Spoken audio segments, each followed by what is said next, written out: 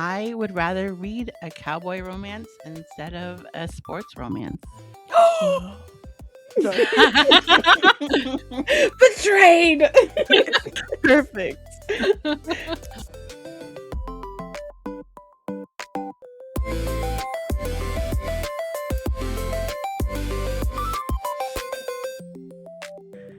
Hello, brats, and welcome back to another episode of Rainbow Book Rats, a queer romance podcast where four feral rats nerd out about their favorite reads.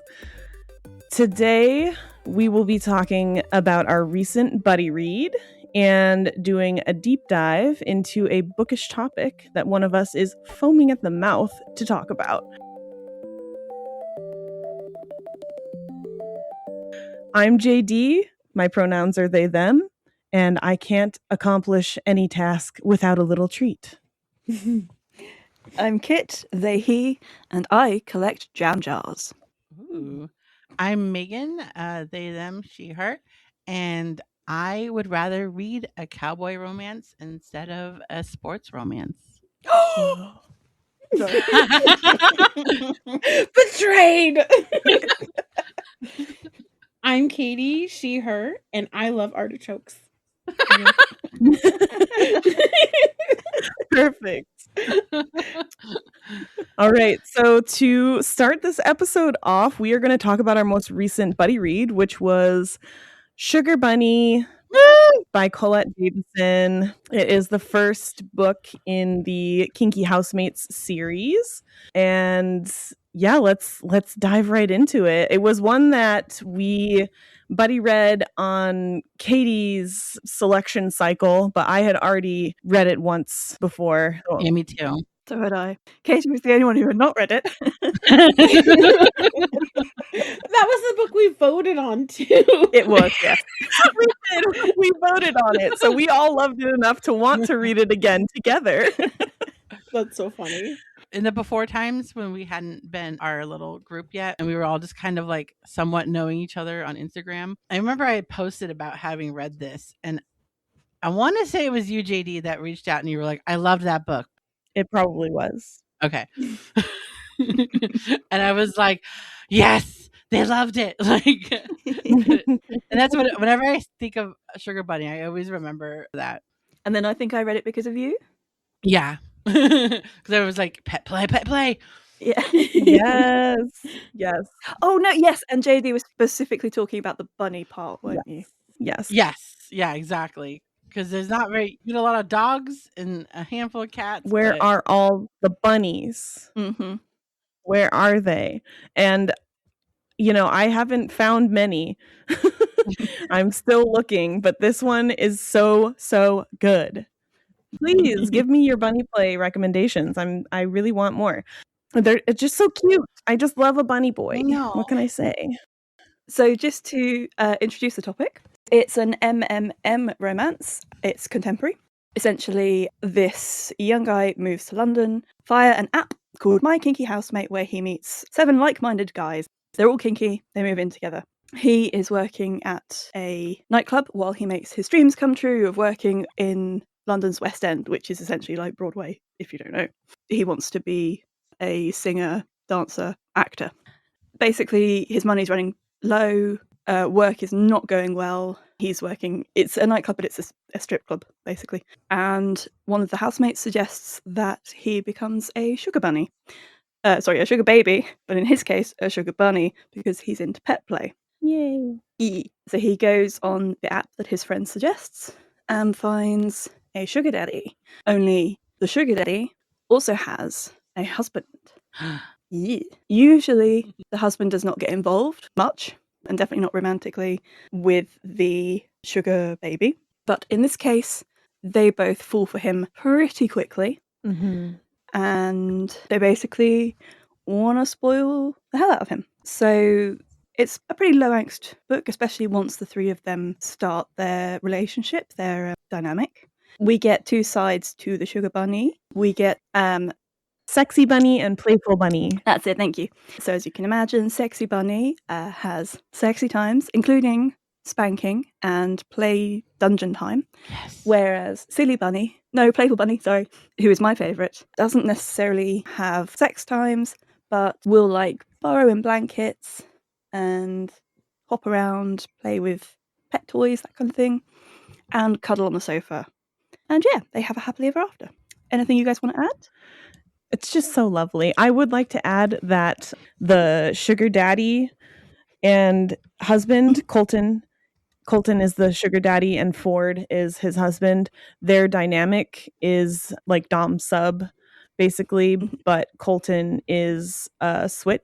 So he is submissive, but he also wants to be a little dommy sometimes, which is why they kind of have like an open marriage, and he gets sugar babies because he wants to be in that daddy role sometimes. So yeah, I just think that's an important little note to make. Yeah, definitely. And the sharing's done well. The author does a really good job of writing it in a way so that people don't feel like the MCs are feeling left out or hurt or like it's all consensual and it's done respectfully. Good communication. Yeah. And I feel like there's a lot of people who avoid books that have that sort of thing because they are afraid of the other person drama, or they're like afraid of jealousy. It being jealousy or afraid of like a love triangle type situation. And to be honest, every time I've read that sort of dynamic, the author just does a fantastic job. So if it's something that a person is hesitating about reading it because of that, I recommend reading it. Like, as long as it's not going to be a trigger. Don't let that stop you. Yeah, especially with this book. Yes. Yeah, don't let that stop you. Yes, especially. This is a good one to start with. It was so sweet, and I feel it not a love triangle, it's like a love circle, because they're always so good at communicating between the three of them. Yeah. Like so respectful and kind and just really adorable. I want to hug them all. I know. Yes, and Ford is just like so supportive of Colton too. Like he, from the very beginning of their relationship, he, they both are very open about the fact that the two of them together isn't necessarily always going to be enough. Yeah.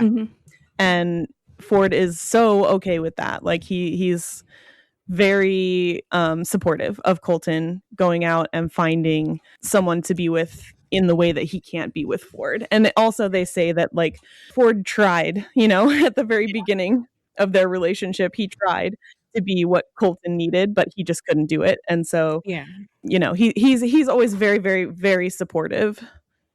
I think one of the things that worked out for them is like when they came into this looking for a sugar baby, it wasn't like their relationship was needing mending or fixing or anything like that. Like they already had such a strong base, such open communication, and like they were both on the same page that it worked so well when they did add a third. Yes, they're already very happily married. So and like they literally went through the selection process for the sugar baby, together. Yes, they chose him together. So even though initially it was only going to be Colton playing with Oscar and Ford might watch, Ford was very involved in the decisions all the way through, and they were very open with Oscar as well about the situation. Yes. And then when they decided actually they didn't want that dynamic, they wanted the three of them to play together, they discussed that between Ford and Colton and between the three of them as well. It was always very much communication. Yes. Nothing makes me happier than when I'm reading a book and the author is like handling kink dynamics beautifully like that. Like yes. Same. This is one of my communication kings tags. Yes. Ooh, yes.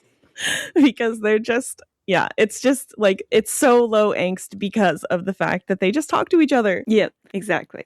I think there was a lot as well where at first like Oscar was trying to manage everything himself in his life, and slowly he learned to open up about his troubles to Ford and Colton. And in the same way they opened up about their life, and they opened up emotionally as well to Oscar, because initially it was not going to be a romantic relationship. It was just going to be going on some dates, maybe company, and it was going to be play. And I really liked the way that developed between them. It felt very organic. Yeah, because Oscar, his like kind of background is that he's coming from not necessarily an abusive household, but his stepdad is really awful to him, and his mom doesn't defend him. And basically his stepdad is like addicted to gambling, doesn't have a job, and just takes all of the money that his mom earns and gambles it away. And so basically from the time that he could earn money, Oscar was working and basically paying the bills and the rent and everything, because his stepdad was spending all of the mom's money and she just let him do it. So he's kind of coming from a situation where he's not used to having anyone to rely on, and he feels like any kind of, emotional strife that he's feeling would be just a burden to anyone. And so he really keeps a lot of his hardship to himself. Yeah, exactly. Pretty late into the book too. Like he's hesitant to really go to Colton and Ford with it because he doesn't really understand at first that their relationship is becoming more, like he's still kind of under the impression that it's only going to be a play relationship. Like nothing serious is going to come out of this. And so he's having a hard time. And some of his roommates notice and, try to get him to talk to them about it, but he doesn't want to. And they tell him, oh, well, you should talk to your sugar daddy. And he just won't. So yeah, it's a struggle for him to share, which is really sad. Yeah. I think also because he goes into the whole relationship with them, like for him looking for a sugar daddy is a way for him to help like keep himself afloat so he can do the Broadway or the West End and he can audition and still like kind of keep himself afloat, because he moves with the intention of just working and like keeping himself, but the club ends up being like super kind of predatory and like taking all his money and stuff, and like they charge him everything. Yeah. He doesn't go into like the sugar daddy relationship like necessarily looking for anything other than money, but he also like feels super guilty about it. But it's kind of like a bonus that they're into things that he's into. And then I don't know, I really like the way that worked out, and like he was hesitant the whole book to put his vulnerable side out, put his emotions on the line, because he started having real feelings, but he's like, oh, they just want a sugar baby. I need to keep this real chill. Yes, the hidden feelings. Oh, yes. I love hidden feelings. Me too. It's so hard to read though, because like I just want to cuddle him and be like, no, they do care so much. And they really tried to make that clear to him, but not well enough. Yeah. The part where they surprise him by offering him a collar, and then he's just like, I didn't know this was real. Oh my gosh. That hit me right in the feels. I love that moment. And of course, we have not talked about the spice. Oh my gosh, and we must. Oh my gosh, yeah. Which, in my opinion, is the best bit of the book. Yes. Putting that out there right now. Oh my, yeah. The bunny, I've never read Bunny Play, and I went in expecting nothing. It was everything. It was so good. Everything. Let's talk about teaching bunny tricks. Yes. Oh my god. Oh my god. The kisses, like it starts off so sweet and cute. Like, oh, we're just teaching bunny tricks, sit and whatever and come and like, and then it's like give a kiss. They're teaching him to give kiss. Give kiss for treat. Yes. And he's being such a good bunny. It goes from hand to mouth to other parts. Oh my god. Yeah, it goes from hand, I think, to cheek to mouth, and then more and more south. Yeah. That was so good. I loved it. Yeah. I loved it so much. Yeah, so there is a little bit of bunny training with treats. There's also a moment where they're giving Oscar the opportunity to be a naughty bunny. Ooh, naughty bunny. Yeah. Kind of telling Bunny to be patient and, sit and stay. And then Colton and Ford, kind of start paying attention to each other and leaving Bunny out of it. They're getting each other undressed. because he needs to be patient. Yes. And Sexy Bunny is not a patient bunny. He is not. Oh no. He starts stamping his feet. Oh my god, I love the stamping. Yeah. Oh, it's so cute. And then he has to go in the cage. Yes, they bought him a cage. That's something that he told Colton that he has always thought about wanting. And Colton, of course, Oh my being god. good daddy, Mhm. went out and got him the cage and then set up the scene to give him the chance to be a naughty bunny so that he could be put in his cage. They are so good to their bunny. Oh. But like, I mean, to give you an idea of the different things spice-wise that are in this, I'll just read some of my tags. Yes. We've got biting, bondage, butt plugs, caretaking, collaring, coming untouched, cum eating, degradation, double penetration, Yes. face fucking. What else have we got? Hand necklaces, Thanking. paddling, yep, spanking, Oh, yeah. praise. He loves his praise. Yes. Sensory deprivation, spit roast. The list goes on. Wait, did you include Lucky Pierre? The Lucky Pierre. That's the spit roast, but we call it a Lucky Pierre in this house. JD enjoys renaming lots and lots of acts. That's not even mine. I didn't name that. That existed already. Oh, I'm sorry. Is that like an Eiffel Tower like spinoff? Oh, I don't I know. don't know. I have no idea where it came from. I don't know. I just know. I don't know. Oh, wait. No. Wait, we're getting confused because Eiffel Tower and Spit Roast are the same thing, but Lucky Yeah. Pierre is Sex Train. It's the person in the middle of the sex train. He's the Lucky Pierre. Ah, which was also in the book. Yeah. Well, so technically Colton was is the Lucky Pierre. Yeah. I just love it. It's so funny. It's such a funny name. Oh gosh, that really makes me laugh. We love it. Yeah. Oh, I want to read some of the highlighted quotes that we pointed out in our Ooh, yeah, and the buddy read. our Yeah. buddy read, because I've got our little buddy read up in front of me. Yeah, go for it. And so this one is from Caity. At about halfway through the book, she highlighted this quote. I close my eyes, feeling totally safe with these two amazing, sexy men. They'll take care of me. I know they will. Aww. Just so sweet. Like, he feels so safe with them. And I just, that's like one of the best parts of this book, I think, is that Oscar is he's so messed up. Yeah. He's just really kind of messed up, and he feels so safe when he's with Colton and Ford, and it just feels Yeah. so good. Another one, this is one that I highlighted, and this is from one of their bunny play scenes, and I think this was Playful Bunny. Mhm. Yeah, it was. So and I quote, "Aren't you beautiful?" Ford says to Oscar as he butters his toast. "Stunning, I agree." Oscar smiles. Then he hops over to me and rubs his chin over my thigh. So he's doing like a little bunny Aw. I scenting, loved that Aw. little. like affectionate bunny scenting. It was so cute. He kept doing that. I love Yeah. Playful Bunny. Mhm. Yeah. That scene has a lot of scenting in it, which is just so sweet. Gosh, I just love it. Love. What else do I have here? Ooh, this was a kind of a spicy quote. Nice quote. This one, and that one was from Colton's POV.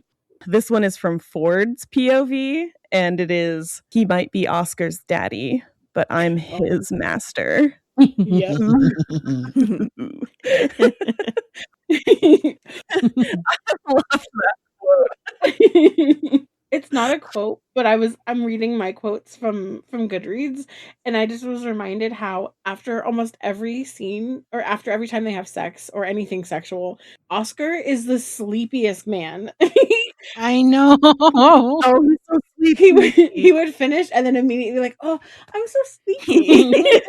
Sleepy little funny. It was so adorable. And I loved Daddy's it. always like, "It's okay, baby. You can go to sleep." Oh my gosh. Okay, I know that this next quote that I have was one that we all are obsessed with. This one, actually, I think this is from Colton's POV, but I'm not 100% sure, but it goes, "Eventually, the blankets become still, presumably because Oscar has arranged them to his liking. From the shape of his body beneath them, he's lying on his side. All we can see of him is one eye and a bunny ear. It's so adorable." Yeah, it is. Oh, So that's one of the playful bunny scenes where he's kind of nesting in his blankets, and Colton and Ford are sitting on the couch and they're just reading the paper and doing whatever while he plays, and it's just so sweet. I loved that. oh, I love that scene so much. So cute. Just like one eye and a bunny ear sticking out of the pile of blankets in front of the fireplace. Yeah.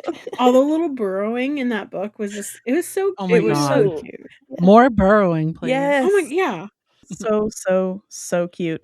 Yeah, so there's just so much excellent spice in here, and there's just a really good handful of bunny play that's just written so well Yep, definitely. and so in depth. And we need more.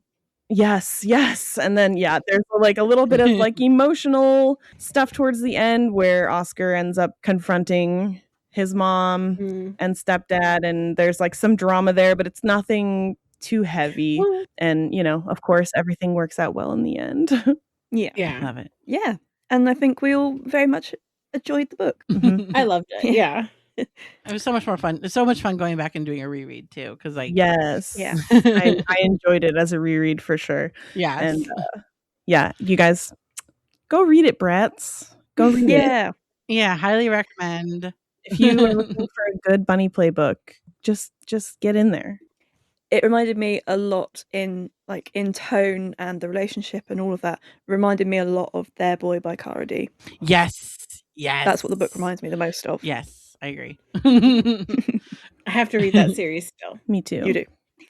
Yes, you guys do. But the whole kinky housemates, like this book is amazing, and the second book is really good, and I'm excited for the rest of the series. But I like how, like the housemates are all sort of like friends with each other. Well, mostly friends with each other, and but the whole series it explores like a variety of kinks, not just it's not just bunny play. If you keep reading the series, it's a bunch of other things. Yeah, each book has its own different kinks. I love this series. It's one of my favorites. It's one I'll probably do a deep dive on eventually, because there's a lot to say, and it I think about it all the time. I really do. But yeah, so go read Sugar Bunny by Colette Davison. Yep. And let's hand it over to Caity. Oh God. Hi, Caity. How's it going? We're all here. Hi. It's okay. I feel like you guys are talking to like a scared cornered animal. I forgot to bring my treats. Yeah. We're here. It's gonna be okay. Oh man. Okay, so for my deep dive this week, I was gonna do like a specific series, or like a specific book or something, but I could not decide for the life of me what to do. And then I had a brilliant idea to talk about one of my favorite tropes, and honestly, I think it's one of all of our favorite tropes. Yeah. Yes. Found family. Yay! Yay! I know. So one of my favorite things in a book is like the characters finding their people, their community. Like obviously, I think we all know like what found family is, but I did look it up because I was like, do I need to be like super specific and have like a definition? So Sure.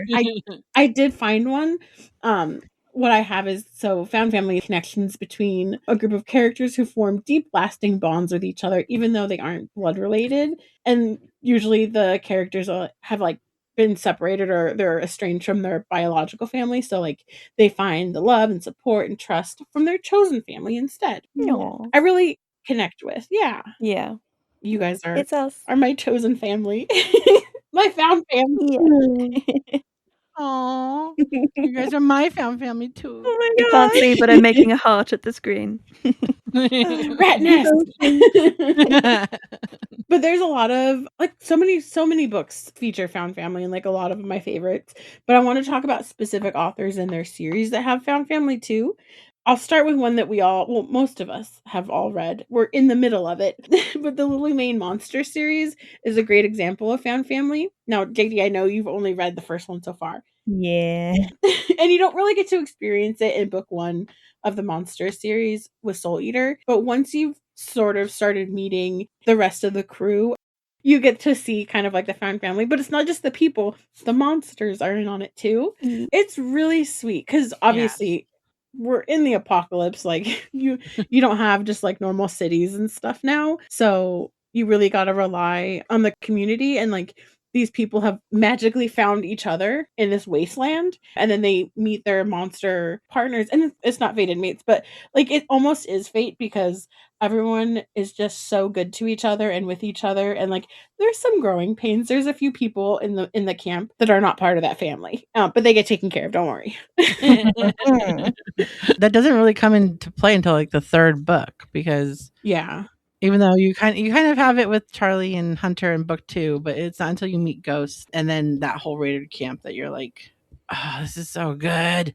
Right into my veins, please. Yeah, no, really. You also have it with Wynne and Edin, though, as well. Yes. Oh, yes. Wynne, Edin, and then Charlie and Hunter. Yeah. And you then get a little taste in the first 2 books. It all starts with friendship, like over time, sort of like builds and builds and builds. By the time we get to lore, I mean, you don't get to see it really throughout lore, but like the end of the series so far that we have, everyone has this whole community, this whole camp, and they're pretty tight.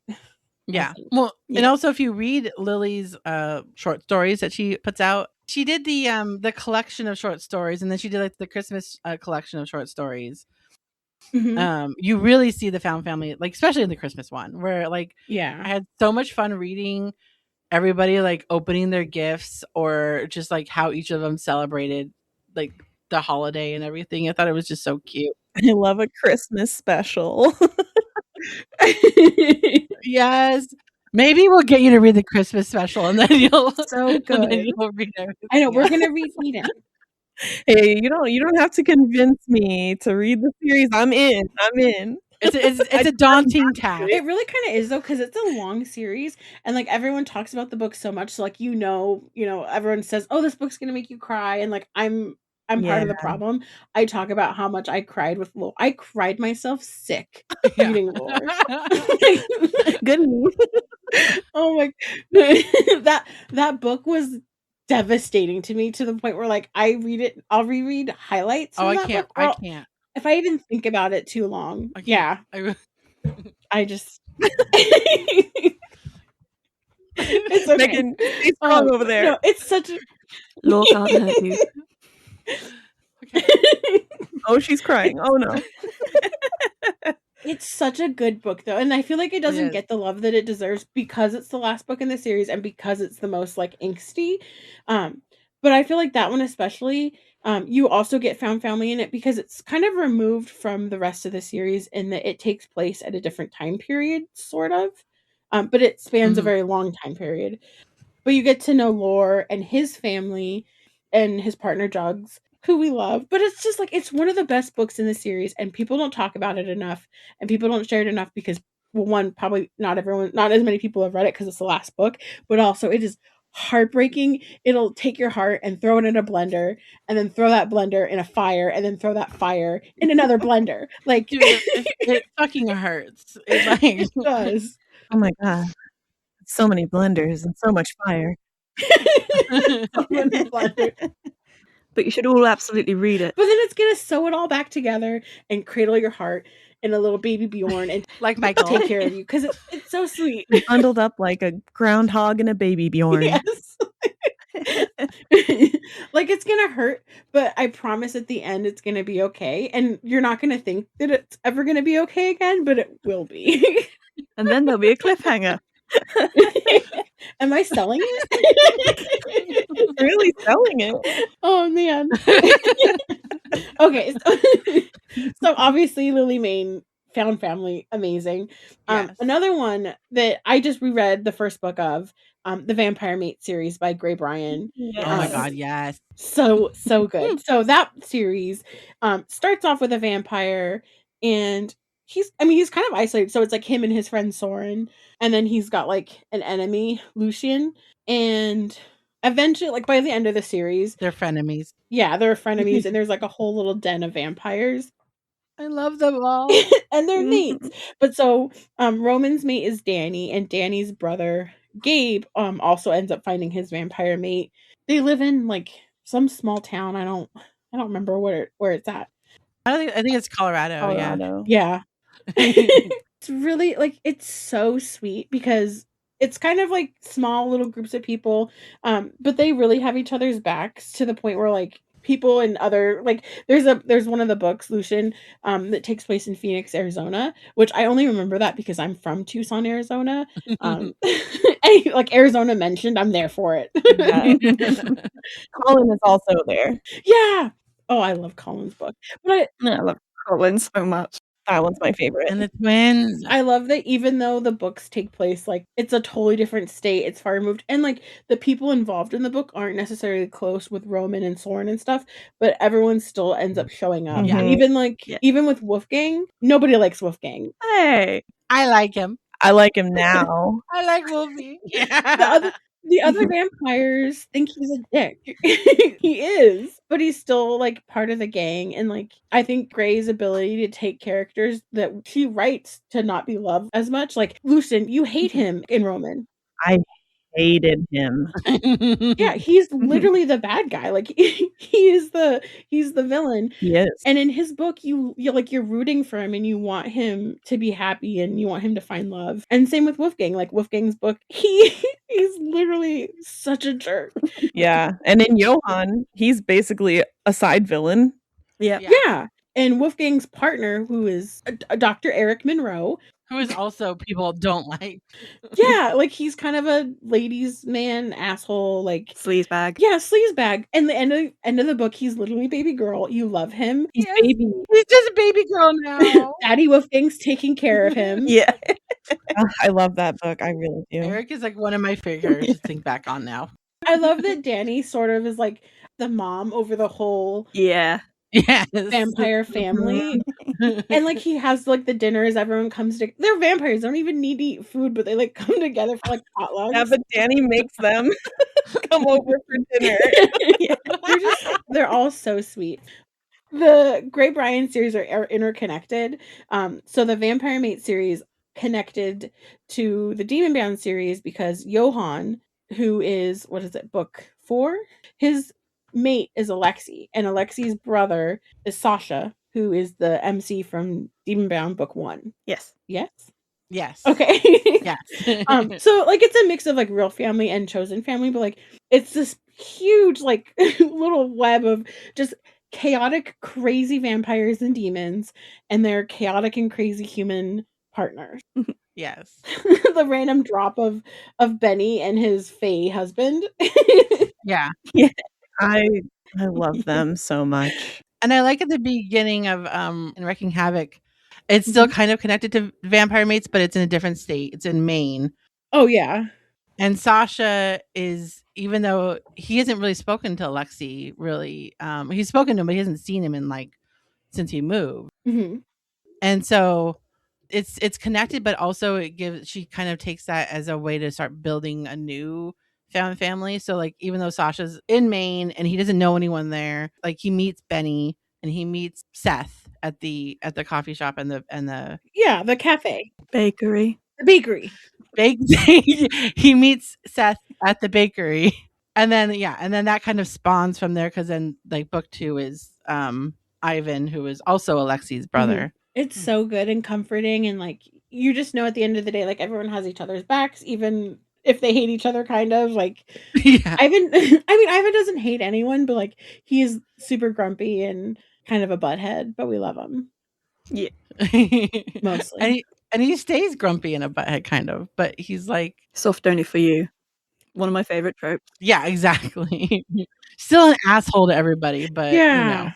I kind of love those characters. Me too. Yeah.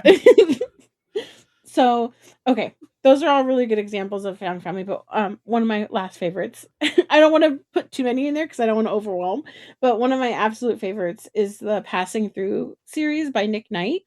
Yes. Yes. Mhm. So Passing Through Purgatory is book one. A human gets a job at a cafe in Purgatory as like a, what is it called? A barista. Is that? Yes. Yeah, a Yes, barista. And I just, the series is so good. It's, what is it? 5 books right now? Well, 4 books and a Novella. like a yeah. prequel novella. Yeah.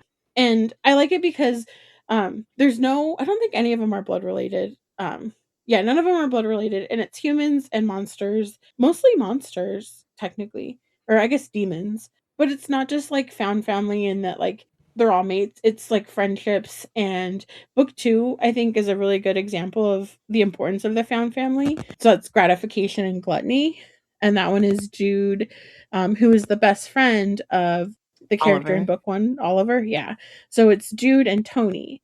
Tony is like, I can't remember what they call an Elias. It's like a shark man, a Yes. very handsome shark man. Shark Man? A shark man with 2 peens. Oh my god. Yes, Yes.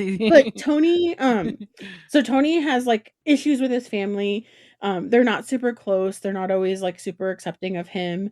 And Jude's family has disowned him completely, I believe, because Jude is trans and they didn't accept that. And like in the book, they find each other and like they become each other's family, and the rest of the cafe also. Like Jude doesn't work at the cafe. Like everyone in the series is sort of family to Jude just because they're all so close. Like they do like karaoke nights and they go out drinking and they celebrate things together.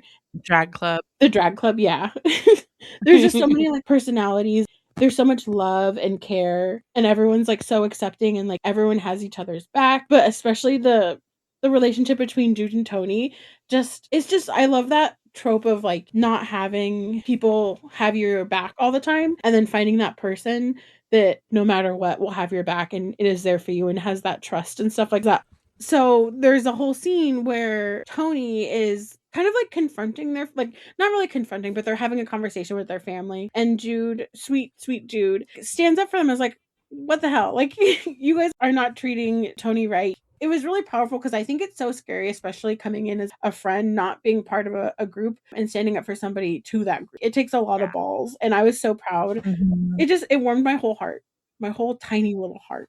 I know. There's a scene in that book. It's probably one of my favorite scenes in a book ever is when Tony comes to Jude and he puts on makeup and he puts on, the lingerie and stuff like that, and he like does his hair pretty, and he comes out and he was raised to be like hyper masculine, right? And he's always wanted to be more feminine and soft, and it's just like one of the most, like, I was sobbing reading the scene. He comes in and the first thing like Jude says is like, "Are you going to be my good girl or my good boy?" And he was like, "Oh, I'm your good boy." But like The check-in is everything.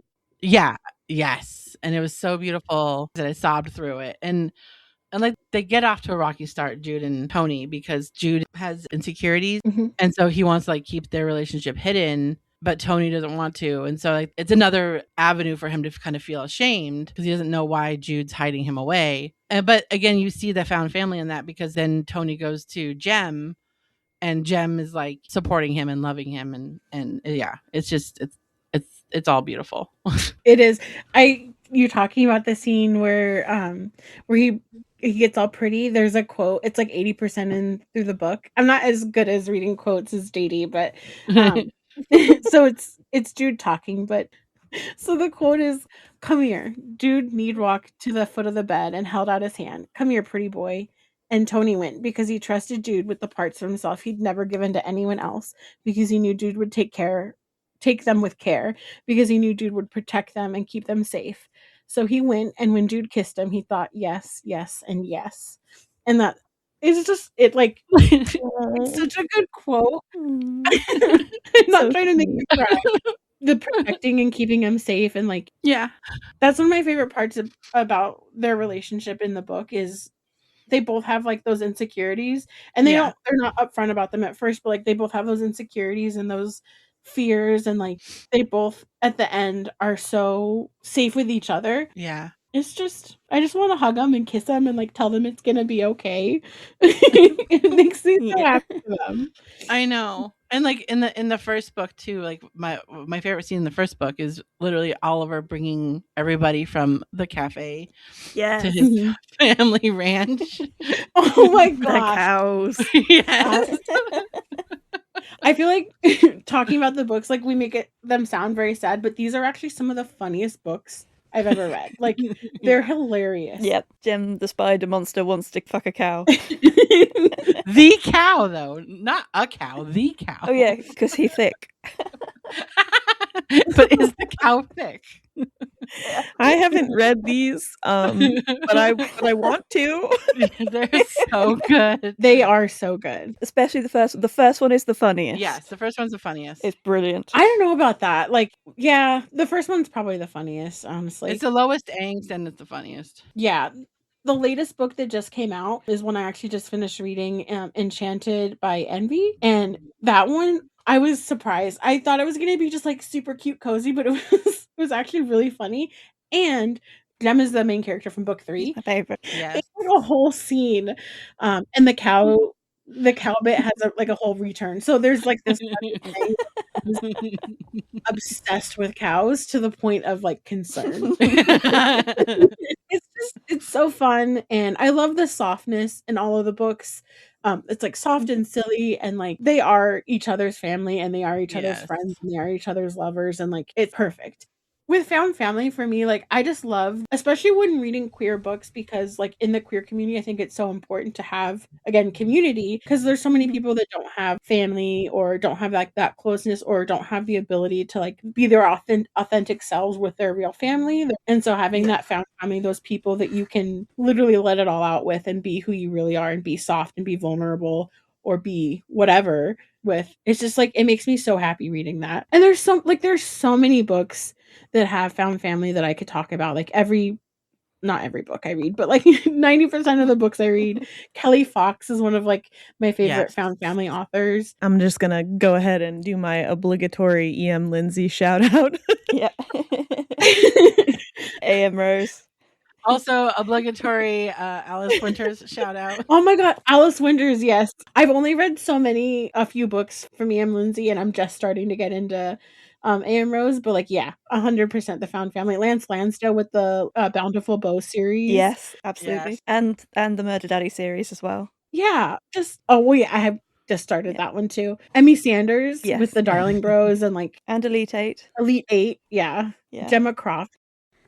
I wonder if part of the reason why found family is so big in queer romance is because, like what you said earlier, Caity, is that like a lot of us only have found family. A lot of us either aren't accepted wholly by our blood family or haven't come out to our blood family, so therefore feel removed. And it's just, there's just something about being in the queer community that makes you like search out other queer people and feel like you're at home that way. And I think a lot of the writers also put that into their books because that's their experience, right? And I think like finding so like with you guys, like I call you guys like you are like family to me, but having you guys to be able to be like 100%, like I can let you guys be, or I can let you guys see every part of me. Like I could be as weird as I want with you guys, and you guys get it.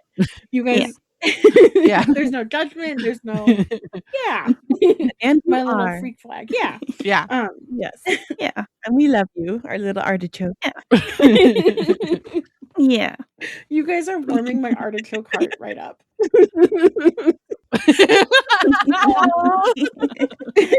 Your delicious artichoke heart. Megan, you better leave this in. I will.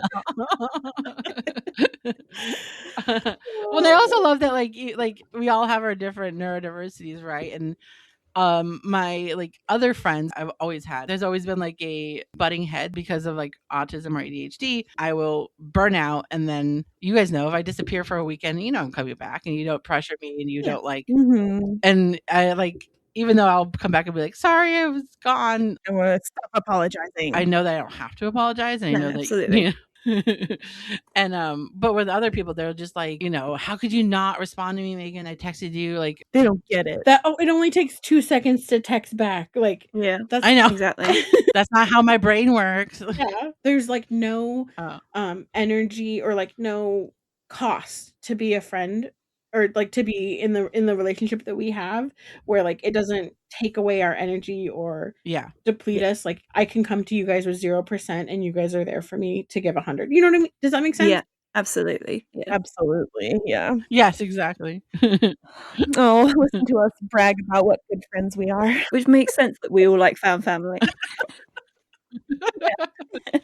But yeah, like most of my favorite books and series are found family. And I think it really shows. Like it's one of my favorites as well. I think you chose really well. Same. I'm looking at what my tags on Goodreads, even though I haven't tagged all my books. I think found family is like my most used tag. Yeah, I have 174 found family tags. Whoa! One of my favorite found family moments in any book ever is Jemma Croft's By the Pint. Yes. Huge spoilers. Yes. Hey guys, editing Megan here. Just cutting in to let you know that the next minute has some spoilers for By the Pint. If you don't want to be spoiled, just go ahead and click that little 30-second skip button twice, and you should end up right where you want to be. Thank you. When Casey loses his memories of Dima, there's a point where Dima's at the house and he's just distraught. Like, he's so upset, heartbroken because, like, his love doesn't remember him. And his roommate Joey, it's giving me cry. Like, I'm gonna cry too. I know. He like goes through all his memories of their time together and like all the parts of him that he loves, and he just talks to Joey about it. And like, there's just something so comforting, like when you lose a loved one, like just having moments where you remember them and talk about all the good times. And like, Yeah. Joey like falls in love with Casey through Dima's eyes, if that makes sense. Like, getting to have that little moment and like that comfort of showing somebody else that love, it's such the best moment. I love that book. Oh no. I know. Oh. Damn you. This book is my weakness. That was one of the first books I read. That was my first Jemma Croft book, but that was one of my first like Me too. romance books. And I remember reading it, like, not knowing anything about it going in Oh, or no. the series. Oh no. And I cried so much. I didn't know either. It was my first Jemma Croft book too. Not my first MM book, but my first Jemma Croft book, and I had no idea that was coming for me, and I bawled. And I'm not really a crier. No, you're not like me. That book destroyed me. And I loved it so much.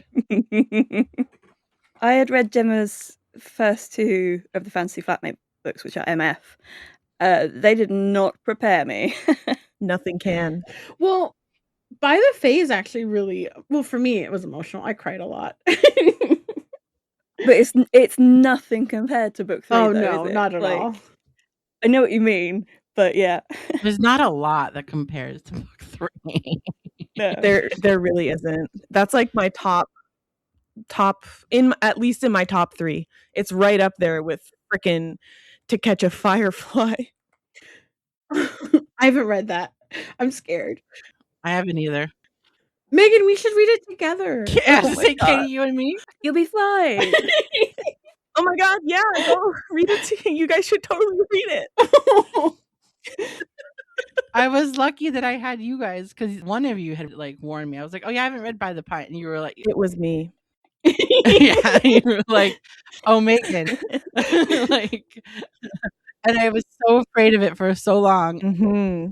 And then I think last year at Inksty August, and I had you guys with me the whole time. Yep. Yeah, I wanted to warn you because I knew how emotional you get, but I also wanted to encourage you because I knew how much you would love it anyway. So it was a delicate balance, but I had to warn you. That's usually how it goes with really sad books, right? It's like they're sad for a reason. There's a reason why you're so emotional over it, and it's like, and it's almost like spilling your insides out through your eyes while reading develops an emotional connection to these letters and words on paper that Yeah. Totally, it does though. Yeah.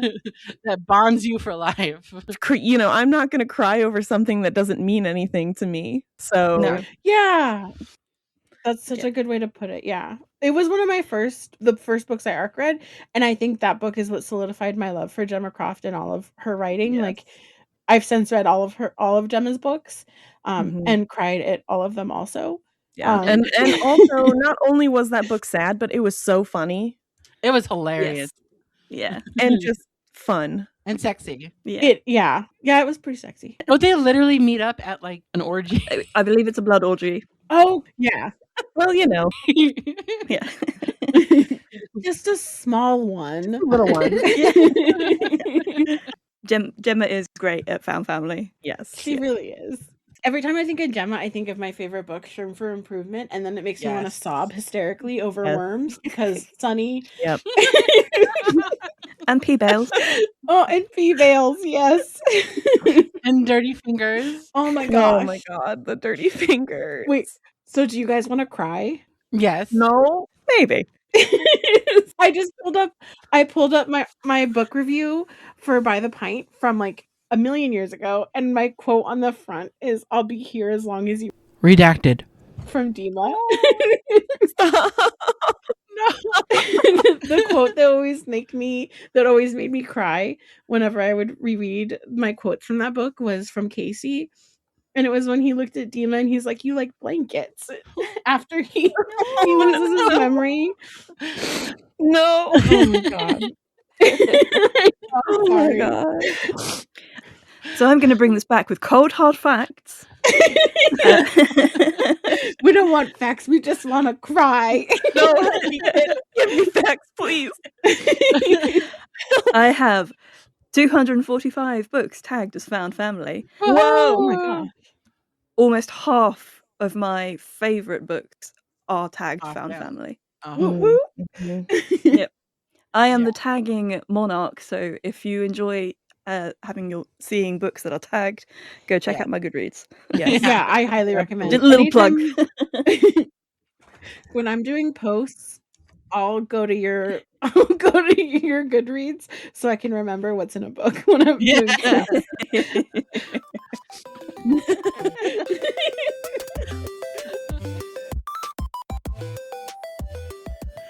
So that's all for this week, brats. We are going to be scurrying back to our book nests now, Until next time, you can find us on Instagram at Rainbow Book Rats or join our Patreon where you can get access to exclusive content, including uncut episodes for all of our extra rat nonsense. And as always, email us any questions or comments that you have at rainbow.book.rats@gmail.com. Yeah, that's it for us. Have a great day and stay feral. I love you. Bye. Bye.